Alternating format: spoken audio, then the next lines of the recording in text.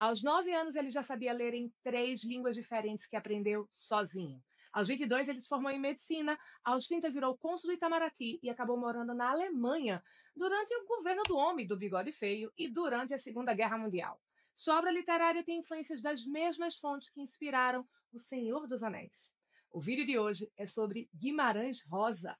Oi, eu sou Bianca Campelo, professora de literatura, e este é o Literalizando, canal de literatura com as videoaulas e resenhas literárias mais aprofundadas do YouTube Brasil. Nesse vídeo, eu vou te apresentar quem foi João Guimarães Rosa, as principais obras dele, como ele se tornou um escritor e por que muita gente acha que ele é o cara que conseguiu superar Machado de Assis. Antes de mais nada, vamos fazer um resumão de ficha técnica. João Guimarães Rosa, que a gente vai ficar chamando de Rosa, de João e de João mesmo, foi um dos mais importantes escritores da chamada geração de 45, que alguns identificam como o primeiro grupo de escritores pós-modernistas e outros dizem que fazem parte de uma terceira e última fase do modernismo brasileiro. A maior parte da sua obra é constituída por livros de contos publicados entre 1946 e 1967, o ano de sua morte. Esses livros são Sagarana, de 1946, Corpo de Baile, de 1956, Primeiras Histórias, de 1962, Campo Geral, de 1964, e Tutameia, Terceiras Histórias, de 1967. Além desses livros que o Rosa publicou em vida, existem 2 livros póstumos, Ave Palavra e Estas Histórias. Isso no universo dos contos. Mas aquela que é considerada a grande obra do Guimarães Rosa, que faz com que muita gente diga que ele é o maior escritor brasileiro de todos os tempos, é o único romance que ele publicou, Grande Sertão Veredas, que saiu em 1956. E para te explicar por que alguém que fez apenas um romance é considerado por alguns um romancista maior do que Machado de Assis, eu vou te convidar para um mergulho em alguns pontos bem importantes da biografia do João, porque são aqueles que impactaram diretamente a escrita dele. João nasceu em 27 de junho de 1908, numa cidadezinha chamada Cordisburgo, no interior de Minas Gerais. Cidadezinha nível. Em 2020 não tinha nem 9.000 habitantes lá. E quando Rosa nasceu, fazia apenas 25 anos da fundação de Cordisburgo. E esse nome curioso, gente, é quase uma profecia em relação à identidade do Rosa como escritor. Cordisburgo é uma junção de latim e alemão. Cordes é coração em latim e burgo é vila ou cidade em alemão. Essa mistura foi a ideia de um padre que foi o fundador do povoado Coração de Jesus, da Vista Alegre. Anos depois dessa fundação, o povoado virou o distrito municipal de uma cidade que era colônia alemã. E por isso esse padre resolveu juntar latim, alemão, português, porque o nome completo do lugar era Cordisburgo da Vista Alegre. Agora bora falar sobre a infância do menino Rosa. O pai dele foi um homem de nome curioso, Flor Eduardo. Um nome de origem alemã, vejam só vocês, que vem de Frod, hard, prudente e forte. Então, o seu Flor Eduardo foi vereador, ele era também juiz de paz da cidade, que é aquele juiz que só realiza casamento civil, e era dono de um armazém. E muito tempo da infância do Joãozinho era nesse armazém do pai, porque lá ele tinha uma diversão garantida. Muitos tropeiros e muitos vaqueiros paravam ali para fazer compras, comer alguma coisa, e aqueles homens sempre estavam contando causos, histórias de mistério, perigos e crimes do sertão. E toda criança adora ouvir histórias, mas para o Joãozinho aquela experiência estava em um outro nível, porque esse menino era de uma inteligência muito fora da curva. Ele era tão fascinado por histórias e pela linguagem, por comunicação, que tu acredita que ele, aos 5 anos, começou a estudar francês sozinho. Sozinho. E não é que ele tentou, ele conseguiu. E não conseguiu só isso. Aos 9 anos, o menino já conseguia ler em francês, em inglês e em holandês. Como é que ele arrumou coisa em holandês para aprender? Eu não sei, só sei que foi assim. E vê que menino danado. Eu nessa idade estava jogando queimado, lendo Turma da Mônica e me lascando na tabuada do 9. Você. O que você estava fazendo entre os 5 e os 9 anos? Me diz nos comentários o que você fazia na idade em que o menino Rosa aprendia 3 idiomas. Com um potencial desse, era até maldade segurar aquele menino em Cordisburgo. Então, os pais mandaram o João para morar em Belo Horizonte com o avô materno, para ele ter uma educação melhor. E esse avô era médico e escritor. Adivinha o que foi que o Joãozinho decidiu fazer da vida dele? Aos 16 anos, ele entrou na faculdade de medicina e durante a faculdade foi que ele começou a escrever. Tanto que, um ano antes de se formar médico, Rosa venceu um concurso de contos da revista O Cruzeiro, que foi a revista ilustrada mais importante do Brasil até os anos 1950. e tinha um espaço só para textos literários. Os contos dessa época eram histórias de mistério e terror, com uma influência muito grande de Edgar Allan Poe, uma literatura que Rosa nunca mais praticou depois disso. Essa história foi em 1929, João tinha entre 21 e 22 anos, e no ano seguinte, em 1930, ele se formou médico. E aí a pessoa que vira médico faz o quê? Vai trabalhar como médico. Então, o jovem médico João foi fazer isso em uma cidadezinha do interior chamada Itaguara, um lugar um pouco maior que Cordisburgo, o que não significa muita coisa, né? Porque Itaguara tinha 14 mil habitantes em 2022. Então, imagina como era quando Rosa chegou lá. Aquilo tudo era só mato. Literalmente, tanto que para atender os pacientes ele ia de cavalo e de burro. Foi essa a rotina dele por 4 anos, que foi também o período em que ele viveu os primeiros anos de casado e teve 2 filhas. Foi nesse período que ele criou o hábito de estar sempre com um caderninho e sair anotando tudo que era pitoresco na linguagem do povo, nas histórias e na paisagem. Pitoresco, anota essa palavra para o seu vocabulário, é essa qualidade de certas coisas que fazem a gente ter vontade de fazer um registro daquilo, ou porque elas são interessantes, ou porque elas são originais, ou porque elas são belas. É o que a gente hoje chama de instagramável. Pois bem, o caderno de anotações de Rosa era um feed de linguagem, em que ele anotava os nomes de bichos, de plantas, expressões, ditados, anedotas e causos. E esse material era a primeira fonte da literatura que ele vai desenvolver anos depois. Depois de 4 anos como médico em Itaguara, João resolveu largar tudo. Largar o interior, largar a medicina, largar a família, tudo. Ele queria conhecer o mundo, ele queria conhecer as culturas dessas línguas que ele só podia estudar de longe. E foi fazer alguma coisa que tivesse mais a ver com esse universo.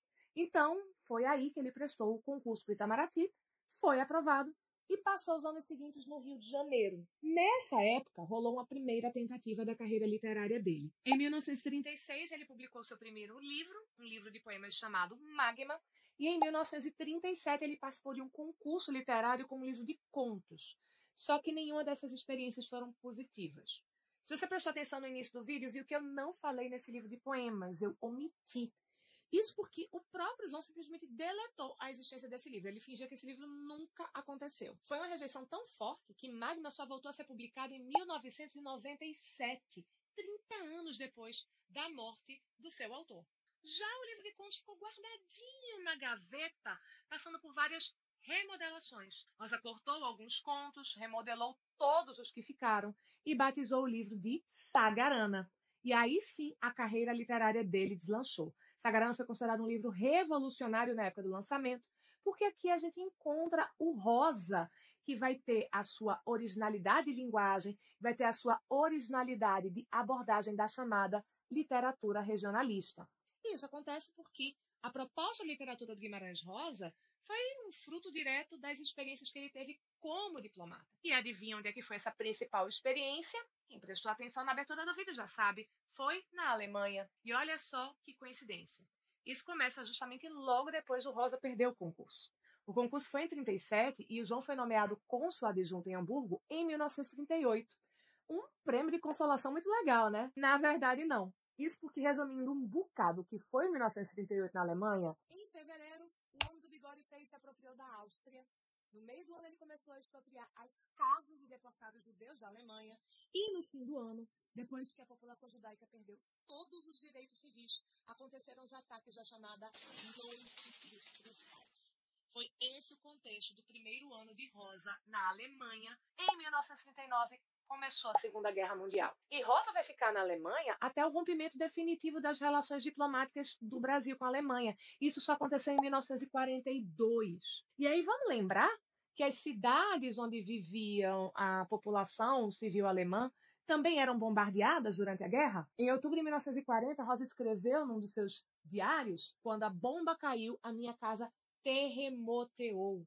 Esse registro está nesse caderno que ele manteve ao longo dos anos de Alemanha, um documento preciosíssimo e que o público simplesmente não pode acessar, porque a publicação desse diário está proibida. E o motivo dessa censura é uma fofoca literária que eu vou servir para quem deixar um like, se inscrever no canal, ativar as notificações e ficar até o fim do vídeo. Se você for uma pessoa engajada nesse vídeo e ficar até o fim, pode passar o café que no fim teremos fofoca e eu prometo, ela é boa. Apesar de nós, pessoas comuns, não podermos ler o diário do Guimarães Rosa, por causa dessa proibição, Alguns pesquisadores conseguiram estudar esse documento, eles tiveram acesso ao caderno original, e o que eu vou te contar agora são os pontos mais relevantes do que eles já conseguiram averiguar e que explicam para a gente como viver na Alemanha fez do cara que ficou em segundo lugar no concurso de 1937, o Guimarães Rosa, das obras-primas que a gente conhece. Antes de ir para a Alemanha, Rosa já admirava muito a cultura germânica e conhecer essa cultura ali de perto era uma coisa que ele queria. Assim, uma das coisas que ele vai fazer nos 4 anos em que ele ficou em Hamburgo vai ser estudar a fundo as sagas germânicas. Saga é uma canção de gesta ou uma epopeia medieval, no sentido de que é um poema heróico longo que originalmente era cantado. Houve muitas canções desse tipo na Idade Média, mas a gente reserva o nome saga para aquela dos povos germânicos. Essas obras têm no imaginário figuras como valquírias, deuses como Wodan, que é o equivalente de Odin, trazem muitos recursos mágicos como capa mágica de invisibilidade, anel do poder que é roubado do seu dono e fica amaldiçoado, essas coisas que a gente já viu em Harry Potter e em Senhor dos Anéis. Mas, principalmente essas histórias falam sobre guerras, falam sobre lutas pelo poder, sobre traição e sobre amor. E aqui veio a fusão do regional e do universal, que é essa proposta inovadora do Guimarães Rosa.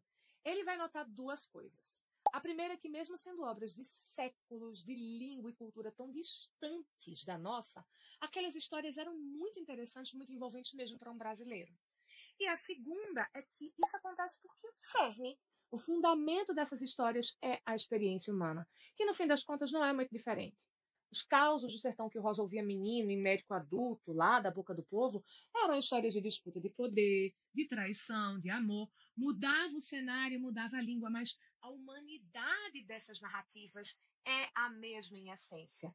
Ao contrário do que o governo alemão pregava na época, um governo ao qual o Rosa se opunha fortemente, eu preciso frisar, as pessoas são muito mais semelhantes do que diferentes.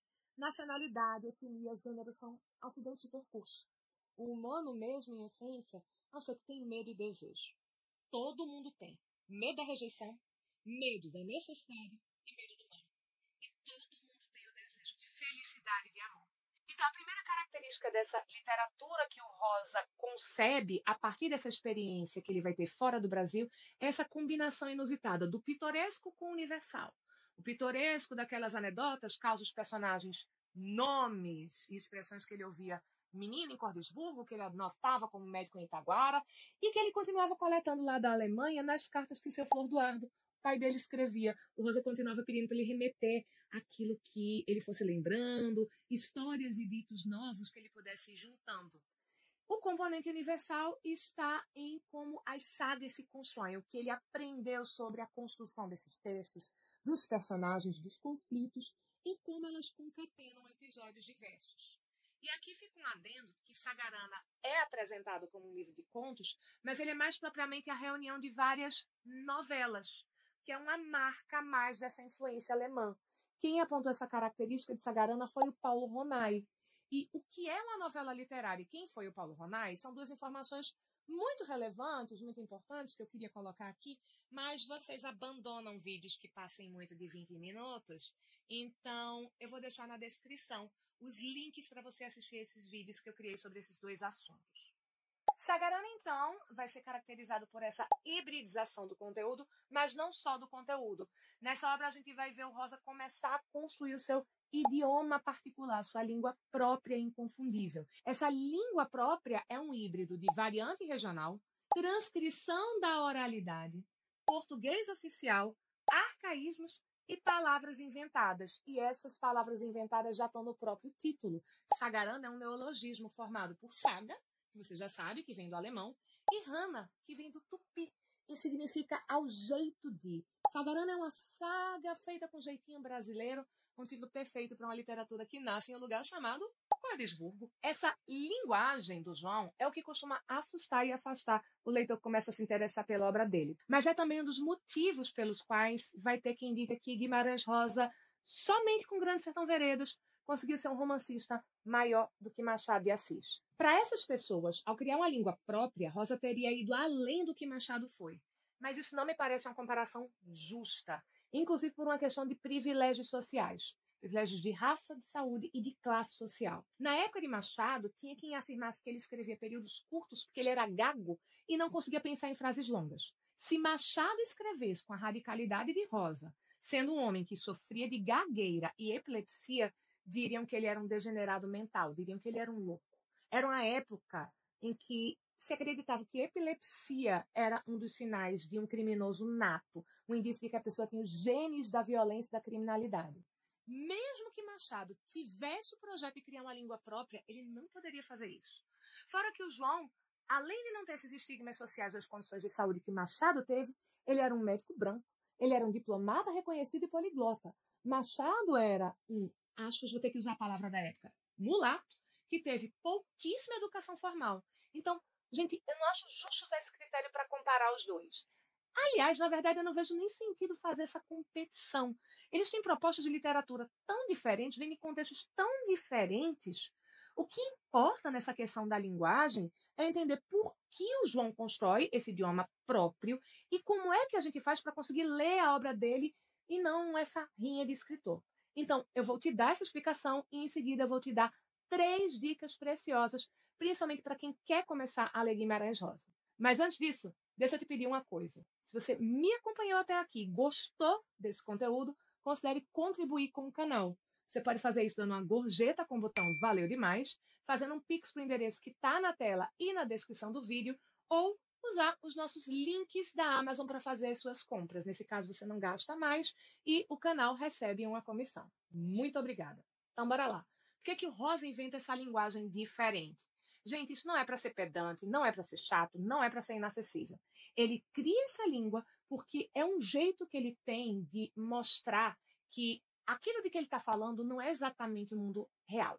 É o jeito que ele tem de desrealizar os lugares, os personagens e os acontecimentos. O que eu estou dizendo com isso é o seguinte: por mais que as histórias do João pareçam acontecer no interior de Minas, elas são, na verdade, histórias de um mundo à parte. Uma versão de Minas misturada com a Idade Média alemã e que compõe uma realidade alternativa. É Minas, mas é uma Minas que só existe na cabeça do Rosa. É por isso que tanto o vocabulário como a sintaxe que a gente encontra parecem com os que a gente tem no Brasil, mas não são exatamente os mesmos. São uma versão alternativa deles e sinalizam que a gente passou por uma fronteira. Não estamos mais em território conhecido. Ler Guimarães Rosa é descobrir que nós não estamos mais no Kansas total. E isso acontece porque o vocabulário e a sintaxe, que é a estrutura de organização de uma língua, não são apenas os nomes das coisas ou as regras para a gente se comunicar, mas são também formas de compreender o mundo e compartilhar essa compreensão. Um exemplo bem prático. Isso aqui você chama bolacha ou biscoito. Isso aqui. Aqui em Recife a gente diferencia bolacha e biscoito por textura e por sabor. Biscoito é doce e costuma ter mais umidade, bolacha é salgada e seca. Em outros lugares, tudo isso aqui vai ser bolacha, porque o que se considera para dar o nome bolacha é a forma, achatada, fininha. Sabor e textura não entra como critério. A gente dá nomes diferentes porque a gente interpreta as coisas a partir de raciocínios diferentes. A gente enxerga a realidade de forma diferente. É por isso que quando a gente encontra um objeto novo que a gente nunca viu antes, a primeira coisa é: qual é o nome disso? Como se chama? E se não foi a gente que nunca tinha visto, se é um objeto novo, uma coisa nova, um ser novo, a gente vai mexer na linguagem para que isso passe a ter um nome. A gente reinventa a língua o tempo todo, pegando expressões de outra língua, transformando aquelas que já existem. A diferença é que o João fez isso sozinho. Ele criou esse mundo só dele, depois ele abriu as fronteiras e deixou a gente entrar nesse mundo dele. Ler Guimarães Rosa é conhecer uma versão alternativa de Minas, uma Minas de um multiverso alternativo, com muita coisa igual, mas muita coisa diferente. E a senha para essa diferença é a linguagem. E olha só uma coisa muito curiosa. Nessa mesma época, quem também criava seu mundo alternativo ao nosso, e não com uma língua própria, mas com várias, e que também se inspirou nas sagas germânicas, foi Tolkien. Tolkien aproveitou que ele era um linguista mesmo e foi ainda mais além nessa história, porque ele inventou alfabeto, gramática para as línguas élficas. Mas, deixa eu reforçar isso. Isso não quer dizer que Tolkien é mais do que Guimarães Rosa. Essa é uma comparação que não faz sentido. São propostas artísticas com textos totalmente diferentes. Agora que eu te expliquei por que o Rosa usa essa linguagem toda diferentona, vamos às dicas que eu prometi. A primeira dica é uma técnica de leitura bem simples, mas que vai fazer toda a diferença. Guimarães Rosa é feito para ser lido em voz alta e com sotaque mineiro carregado. Isso porque essa língua especial do Rosa não tem apenas um vocabulário especial, mas ela tem principalmente uma estrutura de frase que muitas vezes é entrecortada, fragmentada, porque ela está emulando a organização da fala, da oralidade. E na oralidade é muito comum a gente começar a frase de um jeito e em um certo ponto interromper, quebrar essa estrutura. Então, oralizar o texto, lendo ele em voz alta, vai fazer uma diferença muito grande na sua interação. Você vai entender melhor o ritmo do texto e os caminhos de raciocínio que ele está seguindo. A segunda dica é uma dica de roteiro de leitura. Se você nunca leu nada de Guimarães Rosa ou se já leu e desistiu, tenta essa abordagem aqui. Peguem primeiro A Hora e a Vez de Augusto Matraga. Esse texto está em Sagarana. Depois, procure um conto chamado Fita Verde no Cabelo. Esse conto é uma versão estilizada da história da Chapeuzinho Vermelho. A Hora e a Vez de Augusto Matraga vai te apresentar o universo rosiano com uma linguagem versão 1.0, que é mais light. E Fita Verde no Cabelo já é um rosa versão ChatGPT 4o. Mas, como você já conhece a história, você vai estar livre para apreciar a experiência de linguagem. Aí você volta para o livro Sagarana, lê os textos em ordem e depois você vai pegar alguns contos de primeiras histórias. A Menina de Lá, Famigerado, Os Irmãos Jagobé, Soroco, Sua Mãe e Sua Filha. Quando você passar por esses, já vai estar bem treinado e pode fazer qualquer roteiro que quiser. A terceira dica é uma dica de atitude. Numa primeira leitura, não se preocupe em entender o vocabulário. Viva a experiência de encontrar essas palavras esquisitas, vai até o fim. Haja como se estivesse em outro país escutando a história de um nativo que está tentando falar a sua língua com dificuldade, porque no fim das contas é isso mesmo. Quando o Rosa radicaliza a linguagem, ele está recriando do jeito dele essa luta daquelas pessoas do sertão de se comunicarem claramente com pessoas que elas sabem que falam a língua que não é a delas. Espero que com essas dicas vocês consigam aproveitar mais a literatura de Guimarães Rosa, que é um escritor fascinante. A obra dele é tão multifacetada, tão cheia de camadas, que muita coisa teve que ficar fora desse vídeo. E por isso mesmo também eu vou te convidar para a gente continuar falando do Rosa, mais especificamente da sua grande obra-prima. Eu estou relendo Grande Sertão Veredas nesse momento, revirando o livro do avesso, para em julho fazer uma live para a gente conversar sobre esse romance maravilhoso. Fiquem atentos às minhas redes sociais e aos posts da aba comunidade aqui do canal, que eu vou avisar sobre a data em breve. E para quem passou o café e ficou pra fofoca, bora lá! Os diários de Guimarães Rosa, que ele tinha, imagino, não podem ser publicados, gente, por briga de terreno de família. Acontece que quando Rosa morreu, em 1967, ele deixou 3 herdeiras. Dona Araci, a segunda esposa dele, e as 2 filhas do primeiro casamento. E uma dessas filhas não admite a publicação dos diários, porque neles, principalmente da Alemanha, o Rosa fala muito sobre a Araci, que ele conheceu lá. E ela acha isso uma falta de respeito com a mãe dela. Os especialistas em Guimarães Rosa no país afirmam que hoje a gente não tem uma boa biografia do Rosa por causa dos embaraços provocados pelos herdeiros. E, aparentemente, o filme Grande Sertão Veredas só pôde sair recentemente porque, em vida, o Rosa passou todos os direitos para Araci. Então, as decisões só dependem de uma única pessoa, um neto de Dona Araci, que é quem hoje recebe aí pelos direitos autorais de Grande Sertão Veredas. E como tudo que eu trago aqui para vocês vem de pesquisa, é de fonte pesquisada, eu vou deixar o link do texto em que essas informações estão disponíveis no primeiro comentário que vai ficar afixado aqui no vídeo. E aí, o que você achou desse babado? Quem chegou até aqui, comenta aqui embaixo. Eu vi a briga de terreno de família. Quem prestou atenção nessas ideias já percebeu que o Guimarães Rosa tem uma proposta de literatura muito próxima do Manifesto Antropófago do Oswald de Andrade. A gente já tem um vídeo sobre isso aqui no canal e fica a sugestão desses outros vídeos também para você. Um beijo e até a próxima.